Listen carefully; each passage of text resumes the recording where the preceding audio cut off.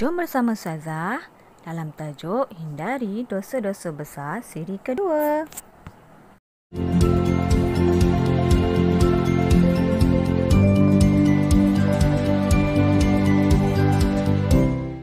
Assalamualaikum warahmatullahi wabarakatuh. Alhamdulillah, bersama dengan saya Ustazah Huda Rahmat dari SMK PPP Tun Razak Jerantuk Pahang.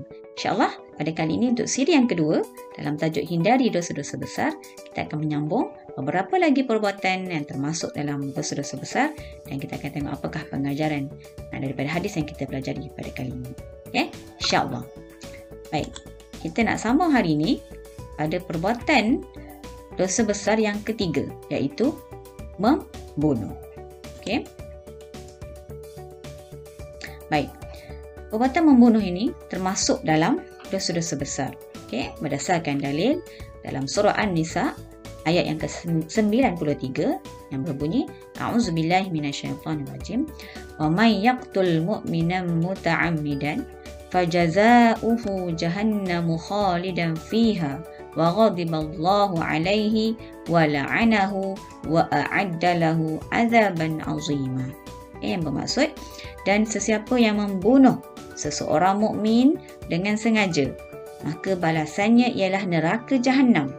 Dia kekal di dalamnya dan Allah murka kepadanya dan melaknatnya serta menyediakan baginya azab seksa yang besar. Maka jelas kepada kita dalam ayat ini Allah sebutkan balasan kepada orang yang membunuh seseorang mukmin yang lain dengan balasan nerakanya, dengan kemurkaan Allahnya, dengan azab seksanya, masya-Allah.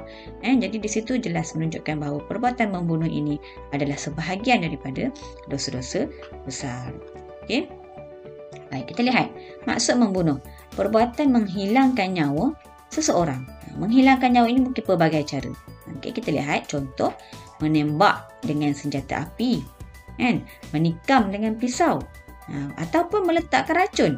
Yang mana kita tahu racun ini adalah akan memudaratkan sama ada dalam makanan ataupun minuman. Jadi ini antara contoh-contoh yang mana ketiga-tiga perbuatan ini memang bertujuan untuk menghilangkan nyawa ataupun membunuh. Okay. Dan apa kesan perbuatan membunuh ini? Dia akan menyusahkan keluarga mangsa pembunuhan itu sendiri. Okay. Bayangkan anda kata yang terbunuh itu adalah suami, yang mana di situlah punca pendapatan keluarga tersebut. Sekiranya suami tersebut meninggal dunia, bagaimana dengan isteri dan anak-anaknya yang mungkin isteri yang tak bekerja, anak-anak yang ramai. Di situ akan menyusahkan keluarga. Kemudian yang kedua, boleh memporak-perandakan kehidupan bermasyarakat. Jadi semua ini adalah perkara-perkara ataupun akibat yang akan berlaku sekiranya perbuatan membunuh ini boleh luasa dalam masyarakat kita. Okey. Baiklah, seterusnya. Okey, dosa yang keempat, makan riba. Okey. Jom kita lihat. Okay, apa dia perbuatan makan riba ni? Kita akan lihat selepas ini. Saya akan dahulukan dengan dalil dulu. Okay, dalil perbuatan makan riba ini termasuk disebut dalam sebagai dosa-dosa besar. Okay, dalam surah Al-Baqarah, surah yang kedua, ayat yang ke-278, Allah Subhanahu Wa Taala berfirman, A'udzubillahi minasyaitonirrajim. Ya ayyuhallazina amanu taqullaha wa dharu ma baqiya minar riba in kuntum mu'minin. Yang bermaksud, wahai orang-orang yang beriman, bertakwalah kepada Allah dan tinggalkanlah saki-baki riba yang masih ada pada orang yang berhutang. Itu, maka jika benar kamu orang yang beriman. Jadi Allah sebut kita, Allah perintah kepada kita untuk tinggalkan perbuatan riba, menunjukkan pada perbuatan riba itu adanya perkara-perkara yang boleh merosakkan. Jadi itu dalilnya. Baik, apa maksud riba? Riba ialah pertambahan bayaran dalam urusan pertukaran barang ataupun hutang piutang. Jadi ada pertambahan di situ. Kena ingat. Okay, contohnya hutang yang menetapkan faedah bayaran dengan peratusan tertentu. Jadi bila ada peratusan tertentu yang telah ditetapkan, di situ akan menunjukkan adanya pertambahan bayaran ketika dibayar hutang tu semula, ataupun ketika hutang tu hendak dibayar semula ataupun dilunaskan. Jadi bila ada pertambahan menunjukkan adanya unsur-unsur riba dalam satu-satu transaksi. Okay. Apa kesannya? Akan mengakibatkan penindasan. Ataupun yang kedua, juga akan melumpuhkan ekonomi umat Islam. Jadi semua perkara ini adalah perkara-perkara yang merosakkan, dan perbuatan riba ini termasuk dalam dosa besar. Okey, itu dosa yang keempat. Kita pergi pada dosa yang kelima. Okey, makan harta anak yatim. Wa akli malil yatim. Okey, apa dalil yang menunjukkan bahawa dosa makan harta anak yatim ini termasuk dalam perbuatan dosa besar? Okey, dalam surah An-Nisa ayat yang ke-10. A'udzubillahi minasyaitonirrajim. Innal ladzina ya'kuluna amwalal yatama zulma innama ya'kuluna fi butunihim nara wa sayaslawna sa'ira. Okay. Yang bermaksud, sesungguhnya orang yang memakan harta anak yatim secara zalim, sebenarnya mereka itu hanyalah menelan api ke dalam perut mereka. Dahsyat sesaan ke atas mereka yang makan harta anak yatim. Dan mereka pula akan masuk ke dalam api neraka yang menyala-nyala. Jadi kena beringat, sentiasa kita ingat mengingati mana-mana sebagai yang memegang amanah menjaga anak yatim, menjaga harta anak yatim, jangan sampai kita termakan harta anak yatim. Okey. Baik. Apa maksudnya menggunakan harta anak yatim dengan cara yang tidak dibenarkan oleh syarak? Jadi pemegang amanah ataupun yang diamanahkan untuk menjaga anak yatim ini, mereka perlu hati-hati supaya harta yang diamanahkan tadi tidak digunakan dengan cara yang salah ataupun cara yang tidak dibenarkan oleh syarak. Okay, apa contohnya supaya kita mudah faham? Contohnya membelanjakan harta anak yatim tadi untuk kegunaan peribadi pemegang amanah, peribadi dia, untuk keluarga dia, bukannya untuk anak yatim. Lepas tu secara berlebih-lebihan. Jadi di situ menunjukkan mereka ini telah melakukan perbuatan dosa besar, iaitu makan harta anak yatim. Manakala yang kedua, menyalahgunakan harta anak yatim. Salah gunalah, maksudnya tak menggunakan ke arah jalan yang betul ataupun yang sepatutnya untuk kebajikan, untuk kebaikan anak yatim tersebut. Okey, dan seterusnya kita lihat kesan. Dia akan mengakibatkan penindasan kepada anak yatim tadi. Yang kedua, sudah pastilah dia akan menjejaskan hubungan kekeluargaan. Sepatutnya pemegang amanah, orang yang diharapkan, orang yang diamanahkan, tapi sebaliknya yang berlaku. Okey. Dosa besar yang ke-6 pula ialah lari dari medan peperangan. Okey. Kita lihat. Dalilnya disebut dalam surah Al-Anfal ayat yang ke-8, ayat yang ke-15. A'udzubillahi minasyaitonirrajim.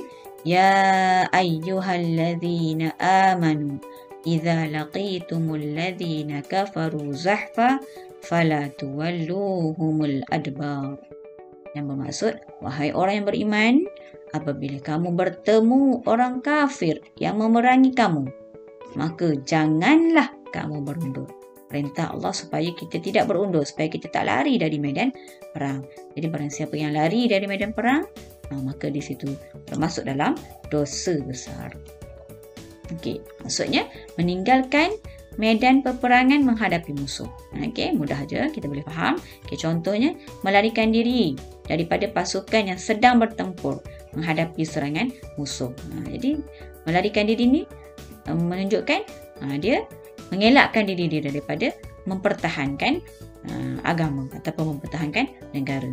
Yang kedua, enggan mempertahankan negara apabila diarahkan. Pun samalah. Kalau yang ni dia melarikan diri, yang ni dia awal-awal lagi enggan, tak nak, tak sanggup untuk mempertahankan negara. Apa kesannya?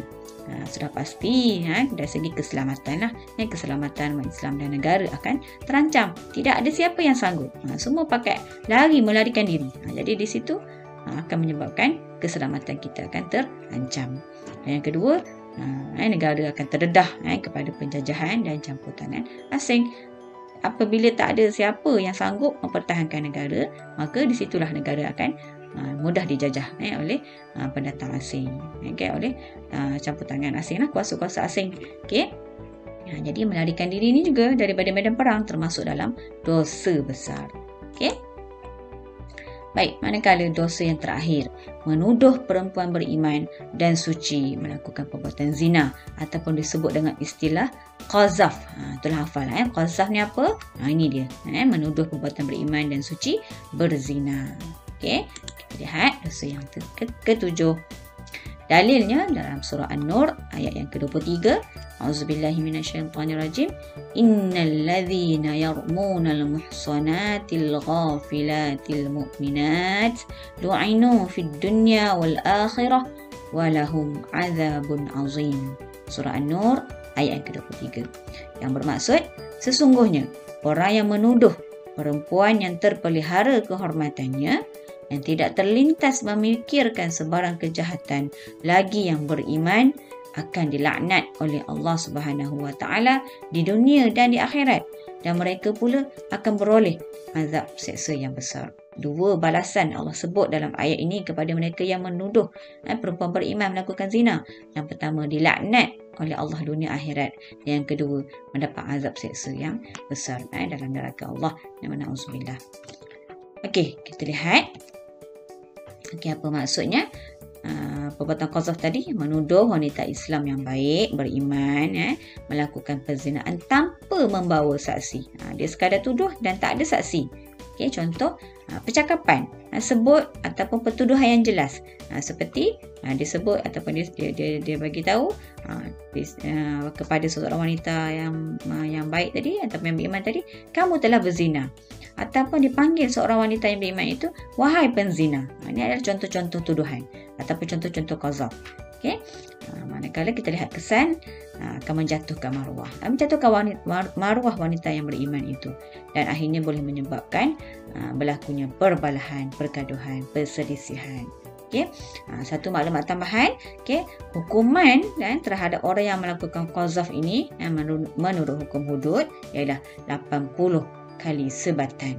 Jadi di dunia mendapat balasan disebat, di akhirat juga kalau kita lihat dalam azab yang disebut dalam ayat tadi, dia azab oleh Allah serta mendapat laknat di dunia dan di akhirat. Na'udzubillah.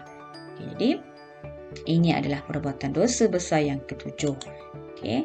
Lengkaplah ketujuh-tujuh dosa besar yang telah kita pelajari, yang kita sebut dalam hadis Nabi SAW di awal tadi.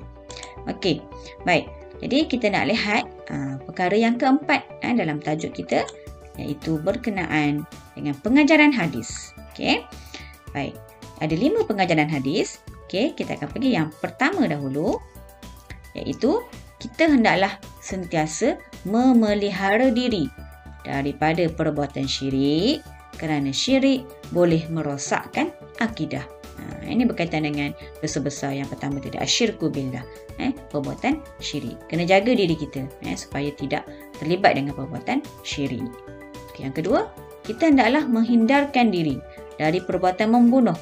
Dosa membunuh tadi, kerana membunuh melanggar hak asasi manusia.